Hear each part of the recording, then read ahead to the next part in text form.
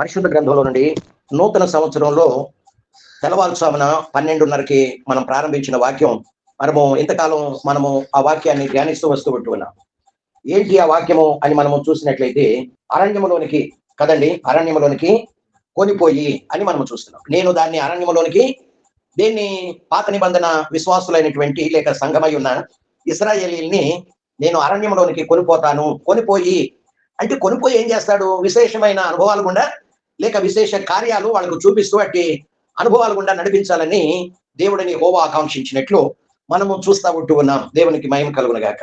హోషేయ గ్రంథం మన మూలవాక్యం 2వ అధ్యాయం 14వ వచనం చదువుకున్నాం.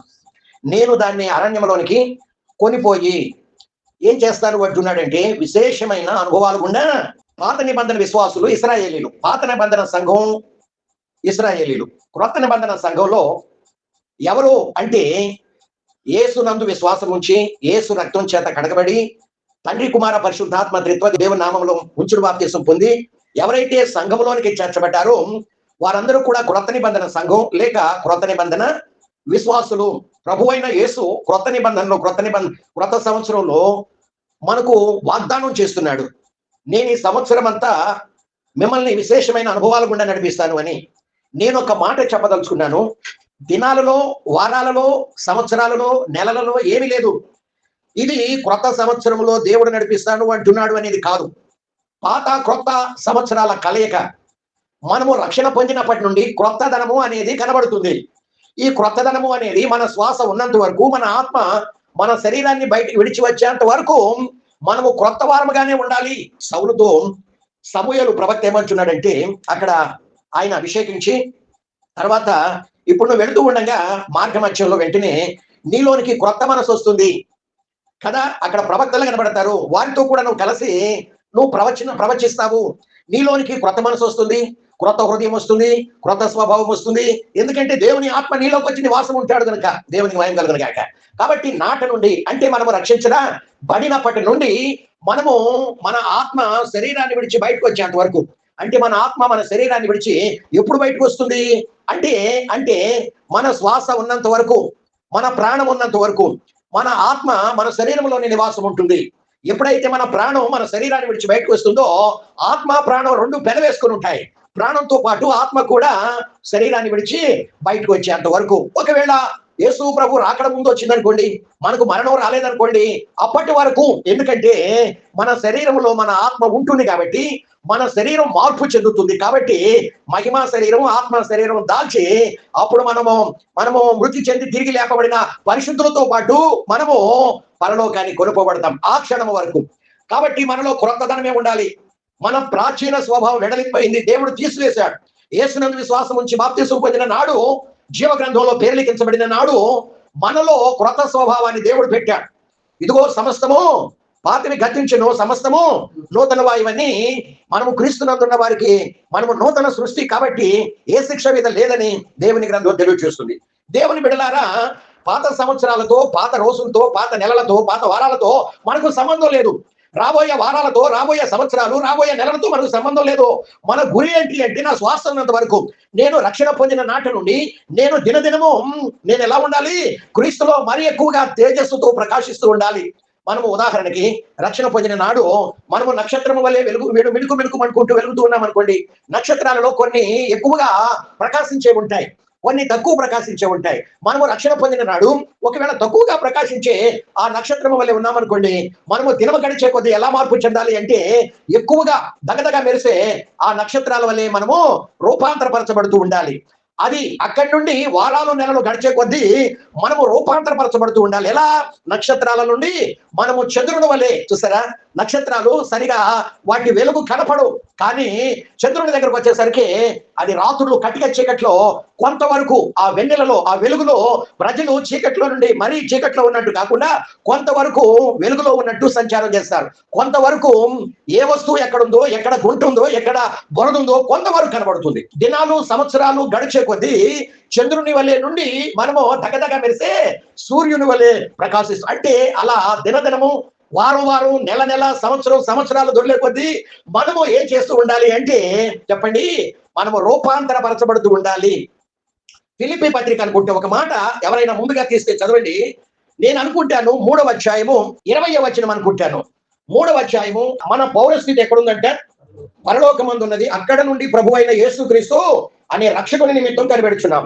ఈ వచనం అండర్లైన్ చేసుకోండి. 21వ వచనం, సమస్తమును తనకు లోబరుచుకున్న జాలిన శక్తిని బట్టి ఆయన మన దీన శరీరమును, ఎవరైనా పరిశుద్ధాత్ముడు మన దీన శరీరమును తన మహిమ గల శరీరమునకు సమాన రూపము గల దానిగా అది చూసారా. కాబట్టి దినం గడిచే కొద్దీ, వారం గడిచే కొద్దీ, నెల గడిచే కొద్దీ, సంవత్సరాలు దొరికే కొద్దీ మనము రక్షణ పొందిన నాటి వల్లే కాకుండా మహిమ నుండి అధిక మహిమలోనికి, నీతి నుండి అధిక నీతిలోనికి, పరిశుద్ధత నుండి అధిక పరిశుద్ధతలోనికి మనము మార్చబడుతూ ఉండాలి, లేక రూపాంతరపరచబడుతూ ఉండాలని పరిశుద్ధ గ్రంథం మనకు ప్రబోధిస్తూ ఉన్నట్లు మనము చదువుకుంటా ఉన్నాం. దేవునికి మహిమ కలుగును గాక. దేవుని బిడ్డలారా, అంతేకాని మనము ఇదిగో క్రొత్త వారం వచ్చింది కాబట్టి, క్రొత్త నెల వచ్చింది కాబట్టి దేవుడు వాగ్దానం ఇస్తున్నాడు, ఈ సంవత్సరంలో దేవుడు మనకి ఇలా, అలా కాదు.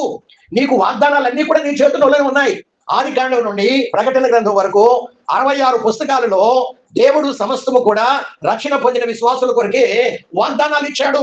వాటిని చదువుకోవాలి, వినాలి. చదివిన వాటిని, విన్న వాటిని నీవు గైకొన్న, అంటే విశ్వాసం ఉంచాలి. నమ్మి విశ్వాసం ఉంచి నప్పుడు అవి నీ స్వంతం, నీవు స్వతంత్రించుకున్న గలవు అని నా బైబిల్ గ్రంథం తెలియజేస్తా ఉంది. దేవునికి మహిమ కలుగును గాక. గతంలో మనం చెప్పుకున్న రీతిగా స్వస్థపరిచే యెహోవా నేనే అంటున్నాడు కాబట్టి ఈ సంవత్సరం అంతా నాకు స్వస్థత వస్తుంది. కానీ నీకు ఒక స్వస్థతేనా వచ్చేది? నీకు ఆర్థిక సమస్య లేవా? నీకు కుటుంబాలలో సమాధానం ఉందా? లేకుంటే ఉద్యోగంలో ప్రమోషన్ అక్కర్లేదా? వ్యాపారంలో డెవలప్మెంట్ అక్కర్లేదా? రకరకాలైనటువంటి ఆత్మ సంబంధమైన ఆశీర్వాదాలు నీకు అక్కర్లేదా? ఇవన్నీ కూడా ఏమీ లేకుండా ఏ ఒక్కటో పట్టుకుని అది కరెక్ట్ కాదని మనము ప్రారంభించింది క్రొత్త సంవత్సరం అయినప్పటికీ మన వాక్యము గత సంవత్సరం 31వ తారీఖు డిసెంబర్ వరకు మాత్రమే వచ్చింది. అది ఇంకా కంటిన్యూ అయితే ఈ సంవత్సరం కూడా మనము కంటిన్యూ చేసుకోగలం. కానీ అది అంతవరకు వచ్చింది కాబట్టి మరొక నూతన వాక్యాన్ని దేవుడు మనకు ఇచ్చాడు, అక్కడ నుండి ప్రారంభించాడు. కాబట్టి ఇప్పుడు మనతో మాట్లాడుతున్నటువంటి వాక్యాలు ఈ ఒక్క సంవత్సరం మాత్రమే కాదు. అంటే అరణ్యంలోనికి కొనిపోయి మిమ్మల్ని నేను విశేషమైన అనుభవాలు గుండా నడిపిస్తాను అంటే ఈ ఒక్క సంవత్సరమైనా నడిపించేది? నెక్స్ట్ ఇయర్ నుండి విడిచిపెడతాడా? అటువంటి విశేష అనుభవాలు మనకు అవసరం లేదా? కాదు. కాబట్టి ఈ సత్యాలను కూడా మనము పాత నిబంధనలో దేవుడు ఆ విశ్వాసులను ఆ విశేషమైన అనుభవాలు గుండా నడిపించాడు. ఏంటి ఆ అనుభవాలు అని మనము చూసినట్లయితే, మొట్టమొదటిగా మనము చూసాము, వారికి 40 ఏళ్ళు వారికి ధరించడానికి, ఒంటి మీద ధరించడానికి వస్త్రములు ఇచ్చాడు. అంటే కొన్ని చోట్ల 3 చోట్ల మనం చూసాం. ఆ 3 చోట్లలో 2 చోట్లేమో మరి వస్త్రములు ఇచ్చాడు అని, మరి ఒక చోటేమో బట్టలు ధరింపజేశాడని మనం చూస్తున్నాం. అలాగే 2 చోట్ల పాదరక్షలు ఇచ్చాడని, ఒక చోటేమో వారికి చెప్పులను ఇచ్చాడు ధరించడానికి అని మనం చూసాం. ఏదేమైనప్పటికీ కూడా 40 ఏళ్ళు దేవుడిచ్చిన వస్త్రాలు, దేవుడిచ్చిన పాదరక్షలు లేక చెప్పులు వాళ్ళు ఒంటి మీద పాతగెళ్ళలేదు అని మనము చదువుకుంటా ఉన్నాం. దేవుని బిడ్డలారా, దేవుడు మనకు క్రొత్త నిబంధనలో ఆత్మ సంబంధమైనటువంటి వస్త్రాలు ఇచ్చాడు. ఈ ఆత్మ సంబంధమైన వస్త్రాలను మన శ్వాస ఉన్నంత వరకు, మన ఆత్మ విడిచి మన శరీరాన్ని బయటకు వచ్చేంత వరకు కూడా మన వస్త్రాలను మనం ఏం చేసుకోకూడదు? పాతగిల్లింప చేసుకోకూడదు. అవి ఎల్లప్పుడూ కూడా రెన్యూ చేసుకుంటూ నూతన వస్త్రంగానే మనము ధరించి ఉండాలని దేవుని వాక్యం తెలియజేస్తుంది. నేను క్లుప్తంగా ముగించాలని ఇష్టపడుతున్నా. కొద్ది నిమిషాలు దయచేసి ప్రార్థనా పూర్వకంగా ఉండాలని ప్రభు పేరిట 2 చేతులు జోడించి మీకు మనవి చేస్తున్నాను. దేవుని సమయం ఇది. దేవుడు మనతో మన ఎదుట నిలబడి స్పష్టంగా మాట్లాడుతూ ఉన్నటువంటి సమయం ఇది. మన ఆత్మీయ జీవితాలను దేవుడు మన కొరకై నియమించిన ఆ మార్గాలలోనే ఖచ్చితంగా నడిపించుకోవాలి అంటే ఈ వాక్యం మనకు అవసరం. దేవాని వాక్యము నా పాదములకు దీపమును, నా త్రోవకు వెలుగునై ఉన్నది అని. కాబట్టి దేవుడు మనకు ఇచ్చే సందేశం, దేవుడు మనకిచ్చే వర్తమానం, దేవుడు మనకిచ్చే ఆ యొక్క దేవుని యొక్క వాక్యము వేకువ చుక్కల వంటిది. దేవుని స్తోత్రం. ఆనాటి జ్ఞానులు, తూర్పు దేశపు జ్ఞానులు దేన్ని ఆధారం చేసుకొని వాళ్ళు ప్రయాణం కట్టి ఆ రక్షకుడైన యేసు ప్రభు దగ్గరికి చేరుకున్నారు అంటే ఆకాశంలో ప్రకాశిస్తున్నటువంటి నక్షత్రాన్ని చూచి, నక్షత్రం వాళ్ళకి ఏమిచ్చింది?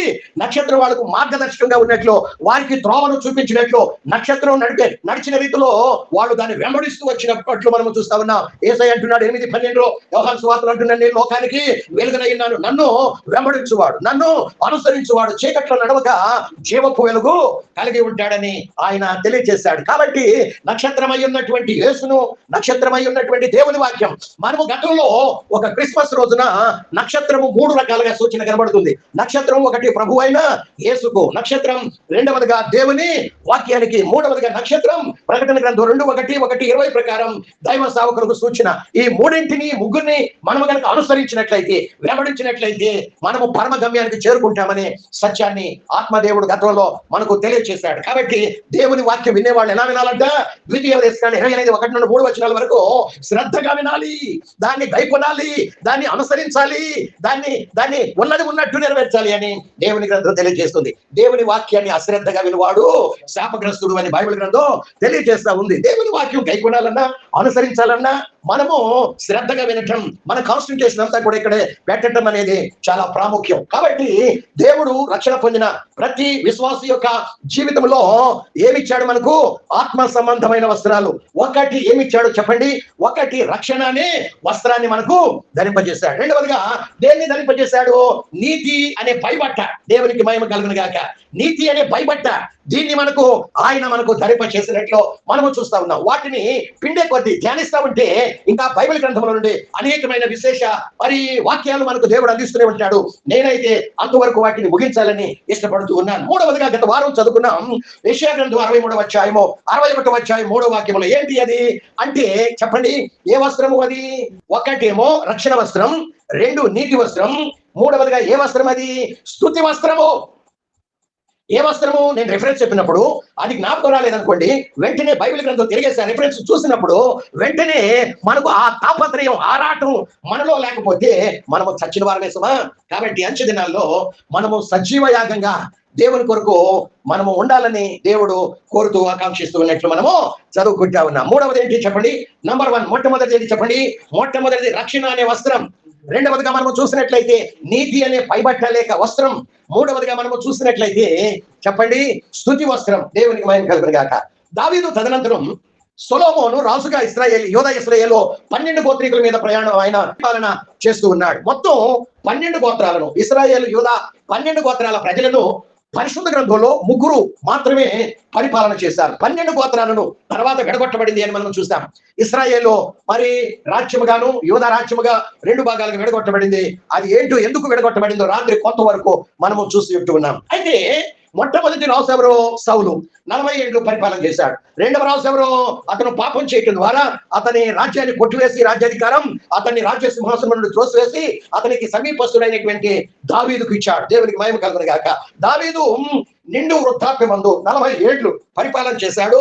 ఆయన మృతి చెంది పాతి పెట్టబడ్డాడు. ఆయన మరణించే సమయంలో కూడా దేవుడు సాక్ష్యం ఇస్తున్నాడు, అతడు నాకు ఇష్టడు, ఇష్టానుసారుడైన మనుషుడు, అతడు నా ఉద్దేశములన్నీ నెరవేర్చువాడు అని. అతని తదనంతరం దావీదుకు అనేక మంది భార్యల కుమారులు ఉన్నప్పటికీ కూడా బత్షెబాతో ఏర్పడినటువంటి అంటే భర్త చనిపోయిన తర్వాత, అంటే ఆ మొదటి కుమారుణ్ణి, అంటే వాళ్ళ అక్రమ సంబంధం ద్వారా జన్మించిన కుమారుణ్ణి దేవుడు చంపివేసిన అని బైబిల్లో రాయబడి ఉంది. తర్వాత ఆమెను చేర్చుకున్నాడు, ఆమెను వివాహం చేసుకున్నాడు. చట్టబద్ధంగా చేసుకున్నాక సొలొమోను కాకుండా ఇంకా 4 కుమారులు జన్మించారు. సొలొమోను అనేక మంది భార్యలకు అనేక మంది కుమారులు ఉన్నప్పటికీ సొలొమోనును దేవుడు ప్రేమించాడు. దేవుడు అనుకున్నాడు, సొలొమోను అయితే నా చిత్తమంతయు నెరవేరుస్తాడు, నా ఆజ్ఞలన్నీ కూడా ఇష్టంగా నెరవేరుస్తాడు, గైకొంటాడని అతన్ని ప్రేమించి దావీదు తదనంతరం పట్టాభిషేకం చేశాడు. ఆయన కూడా 40 ఏళ్ళు ఇశ్రాయేలు యూదా ప్రజలను ఏలుబడి చేస్తూ ఉన్నాడు. దావీదు అనుకున్నాడు, బ్రతికిన కాలంలో నేను నా కొరకు ఒక మంచి గృహాన్ని నా నివాసం కొరకు కట్టుకున్నాను, దేవుడైతే గుడారాలలో వాసన చేస్తూ ఉన్నాడు, దేవుని కొరకు నేను ఒక నివాసాన్ని, మందిరాన్ని కట్టాలి అని తలంచాడు. అయితే దేవుడు అన్నాడు, నాతాను ప్రవక్తకు చెప్పాడు. నాతాను ప్రవక్త అన్నాడు, నీ మనసులో నీకు ఏర్పడినటువంటి అంతయి కూడా నీవు నెరవేర్చు అన్నప్పుడు ఆ రాత్రి నాతానుకు దేవుడు ప్రత్యక్షమై నాతాను ద్వారా దావీదుతో మాట్లాడుతున్నాడు. నీవు అనేకమైన యుద్ధాలు చేశావు, నీ చేతులు రక్తమూలకిచ్చాయి, కాబట్టి నీ చేతులతో నువ్వు నా మందిరాన్ని కట్టకూడదు. నీ కడుపులో నుండి జన్మించే ఒక కుమారుడైన సొలొమోను ద్వారా నేను ఆ మందిరం కట్టించుకుంటాను అన్నాడు. అయితే సొలొమోను దావీదు తదనంతరం దేవునికి ఒక మందిరాన్ని కట్టాడు. ఎంతో శ్రేష్టమైన విలువైన వాటితో పెట్టి మరి మరి వజ్రాలతో, మరి గంధకాలతో, మరి గంధపు చెక్కతో, రకరకాలైనటువంటి విలువైన శ్రేష్టమైన బంగారంతో మరి దేవుని మందిరాన్ని కట్టాడు. కట్టిన తర్వాత ఆ యొక్క మందిరం ఎదుట మోకాళ్ళ మీద ఉండి ప్రార్థన చేయటం మొదలు పెట్టాడు. ఆ ప్రార్థన ఎలా ఉంది అంటే సుదీర్ఘమైనటువంటి ప్రార్థన. చూద్దాం బైబిల్ గ్రంథంలో నుండి రాసుల మొదటి గ్రంథము 22వ వచనంలో మనము చదువుకుంటే 22వ వచనంలో ఇశ్రాయేలీయుల సమాజకులందరూ చూచుచుండగా సొలొమోను యెహోవా బలిపీఠం ఎదుట నిలబడి ఆకాశము తట్టు చేతులెత్తి ఇట్లని ప్రార్థన చేయటం మొదలుపెట్టాడు. ప్రార్థన చేయటం మొదలుపెట్టి 54వ వచనంలోకి వచ్చేసరికి 54వ వచనంలో సొలొమోను ఇలాగూ ప్రార్థించుటయు విన్నపము చేయుటయు ముగించినట్లు మనము చూస్తా ఉన్నాం. ముగించి ఆకాశము తట్టు తన చేతులు చాపి యెహోవా బలిపీఠం ఎదుట మోకాళ్ళు నుట మాని లేచి నిలిచినట్లు మనము చూస్తా ఉన్నాం. బైబిల్లో ఏదైనా సుదీర్ఘమైన ప్రార్థన, పెద్ద ప్రార్థన ఏదైనా ఉంది అంటే ఈ ప్రార్థన సొలొమోను చేసిన ప్రార్థన 22వ వచనం మొదలుకొని 54వ వచనం వరకు సుదీర్ఘమైన ప్రార్థన చేశాడు. ప్రార్థన చేసిన తర్వాత దేవుడు ప్రార్థన, ఆయన చేసిన విన్నపాలు చెవియొగ్గి ఆలకించాడు. ఆలకించి ఆ ప్రార్థనలో ఎన్నో కొటేషన్లు పెట్టాడు. సొలొమోను ఎన్నో విన్నపాలు పెట్టాడు, ఎన్నో మనవులు చేశాడు. దేవాన్ని మందిరంలోకి వచ్చి ఇదిగో నీ సన్నిధిలో ముఖాలుని ఎవరైనా కానీ ఈ రీతిగా ప్రార్థన చేసినట్లయితే వారి యొక్క మనవులను ఆలకించి వారు అడిగింది నువ్వు ప్రతిదీ దయచేయాలని ప్రతి దానికి కొటేషన్ పెట్టి సుదీర్ఘమైన ప్రార్థన చేసి ముగించిన తర్వాత దేవుడు అంటున్నాడు, సొలొమోనా నీవు చేసినటువంటి విన్నపములను అంటుడు 9వ అధ్యాయము 2వ వచనంలో గిబియోనులో ప్రత్యక్షమైనట్లు రెండవ మారు యెహోవా సొలొమోనుకు ప్రత్యక్షమై అతనితో ఇలాగూ సెలవిచ్చును, నా సముఖమునందు నీవు చేసిన ప్రార్థన విన్నపములను నేను అంగీకరించితిని. మనం చేసే ప్రార్థనలో దేవుని చెవుల్లోనికి చొచ్చుకొని పోవాలి. మనం చేసే ప్రార్థనలో దేవుని సన్నిధికి చేరాలి. మనం చేసే ప్రార్థనలో దేవుడు అంగీకరించడం మాత్రమే కాకుండా, ఆలకించడం మాత్రమే కాకుండా నీ విన్నపములు నేను అంగీకరించితిని అని దేవుడు చెప్పే రీతిగా మన ప్రార్థనలు ఈనాడు కొనసాగాలని ఆత్మదేవుడు ఇష్టపడుతూ ఉన్నట్లు మనము చూస్తా ఉన్నాం. దేవునికి మహిమ కలుగును గాక. దేవుని బిడ్డలారా, ఏదో ప్రార్థన చేసామన్నట్టుగా ఆత్రం గోత్రం స్తోత్రం ఆమేన్ అన్నట్టుగా ఉండకూడదు. మన ప్రార్థనలు దేవుని చెవుల్లోకి చొచ్చుకొని వెళ్తున్నాయా? దేవుడు మన ప్రార్థనలను చాటంట పేదగా చేసుకొని ఆయన మన ప్రార్థనలో ఆలకిస్తున్నాడా? మనం చేసిన ప్రార్థనలు ఆయన చెవుల్లో చొచ్చుకొని పోయిన తర్వాత, ఆలకించిన తర్వాత ఆయన మన ప్రార్థనలకు నీ ప్రార్థన, నీ విన్నపం, నీ యొక్క సమస్తం మనవులు నేను అంగీకరించున్నాననే జవాబులు వస్తున్నాయా? మన జీవితాన్ని ఒక నిమిషం పరిశీలన చేసుకోవాల్సిన అవసరం ఎంతైనా ఉంది అని దేవుని వాక్యం తెలియజేస్తుంది. బైబిల్లో మనం చూస్తే యెషయా గ్రంథం 1:15లో నేను నా చెవులు మూసుకుంటా, మీ ప్రార్థనల వైపు నేను నా ప్రార్థనలో మీ ప్రార్థనలు నేను వినను, నేను చూడను, కళ్ళు మూసుకుంటానని మాట్లాడుతున్నాడు. అదే మొదటి పేతురు పత్రిక 3:12 అని అంటాడు, నేను నీతిమంతుల ప్రార్థన వైపు నా చెవులు ఉన్నాయని మాట్లాడుతూ ఉన్నాడు. దేవుని స్తోత్రం. నా కన్నులు నీతిమంతుల వైపు, నా చెవులు వారు చేసే ప్రార్థనల వైపు ఉన్నవి అని. కాబట్టి మన ప్రార్థనలు ఆలకించాలంటే, అంగీకరించాలంటే ఎవరు ప్రార్థన చేస్తే వాళ్ళ ప్రార్థనలు దేవుడు వినడు, ఆలకించడు, అంగీకరించడు, త్రోసివేస్తాడు.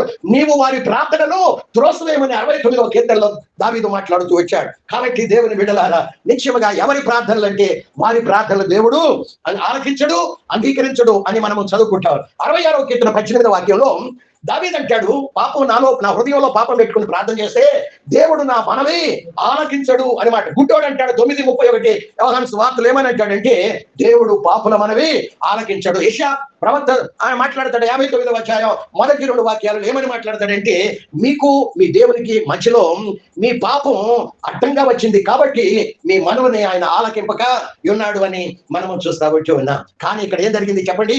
సొలొమోను చేసిన సుదీర్ఘమైన ప్రార్థన ప్రారంభం నుండి చివరి వరకు దేవుడు చెవియొగ్గి ఆలకించాడు. దేవుని చెవులు లోనికి చొచ్చుకొని పోయాయి. దానికి జవాబు ఇక్కడ మనం చూస్తా ఉన్నాం. రాసుల మొదటి గ్రంథం 9వ అధ్యాయం 2వ వచనం మరి 3వ వచనంలో, నీవు నా సముఖమునందు నీవు చేసిన ప్రార్థన విన్నపములను నేను అంగీకరించితిని, నా నామము అక్కడ సదాకాలము ఉంచుటకు నీవు కట్టించిన ఈ మందిరమును పరిశుద్ధపరిచి ఉన్నాను, నా దృష్టియు నా మనసును ఎల్లప్పుడూ అక్కడ ఉంటుంది అని దేవుడు జవాబిస్తూ ఉన్నట్లు మనము చదువుకుంటా ఉన్నాం. నా మనసు, నా దృష్టి ఎల్లప్పుడూ అక్కడ ఉంటుంది. మరొక చోట మనం చదువుకుంటే సంవత్సర ఆది నుండి సంవత్సరాంతం వరకు 365 రోజులు లేక 66 రోజులు ఇంటూ లైఫ్ అంటే నీ జీవితం శ్వాస ఉన్నంత వరకు నా మనస్సు నా దృష్టి నీవు ఇశ్రాయేలీలు చేసే ఆ ప్రార్థన మీద అక్కడ ఉంటుంది. ఎక్కడ? మందిరము మీద. దేవునికి మహిమ కలుగును గాక.